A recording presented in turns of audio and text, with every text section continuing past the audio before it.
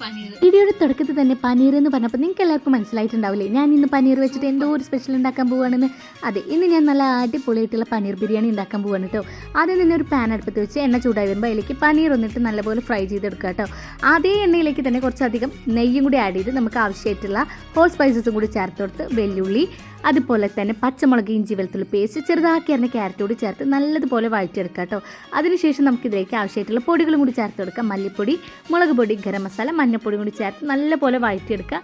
അതിനുശേഷം നല്ല പഴുത്ത തക്കാളിയും കൂടി ചേർത്ത് ആവശ്യമായിട്ടുള്ള കുറച്ചധികം തന്നെ മല്ലിച്ചെപ്പും പുതിനയിലും കൂടി ചേർത്ത് ആവശ്യമായിട്ടുള്ള ഉപ്പും തൈരും കൂടി ചേർത്ത് നല്ലതുപോലെ വേവിച്ചെടുക്കുക കേട്ടോ.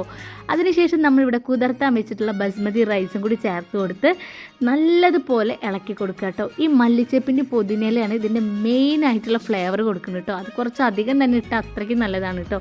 പിന്നെ ആവശ്യമായിട്ടുള്ള വെള്ളം കൂടി ചേർത്ത് നമ്മളിവിടെ ഫ്രൈ ചെയ്ത് വെച്ചിട്ടുള്ള പനീറും കൂടി ചേർത്ത് കൊടുക്കുക. അടച്ച് വെച്ച് ലോ ഫ്ലെയിമിൽ വെച്ച് വേവിക്കുക. ഫൈനലി നമ്മുടെ പനീർ ബിരിയാണി ഇവിടെ റെഡി ആയിട്ടുണ്ട് കേട്ടോ. കാണാൻ തന്നെ ഇന്ന ലുക്കാല്ലേ. അവസാനമായി നമ്മുടെ ബിരിയാണിയുടെ മേലെ കൂടെ കുറച്ചുകൂടി മല്ലിച്ചപ്പും പുതിനയിലും കൂടി ചേർത്ത് കൊടുത്തു കേട്ടോ. നമ്മുടെ ബിരിയാണിയുടെ ടേസ്റ്റ് ആണെങ്കിലോ ഒരു ഒന്നൊന്നര രുചിയായിരുന്നു കേട്ടോ. ഞാൻ 2 വട്ടമാണ് ഇരുന്ന് ഫുഡ് കഴിച്ചത്. അത്രയ്ക്ക് ടേസ്റ്റ് ആയിരുന്നു. എല്ലാവരും ഒന്ന് മസ്റ്റ് ട്രൈ ചെയ്ത് നോക്കണേ. അടുത്തൊരു വീഡിയോ കാണാം. Bye bye.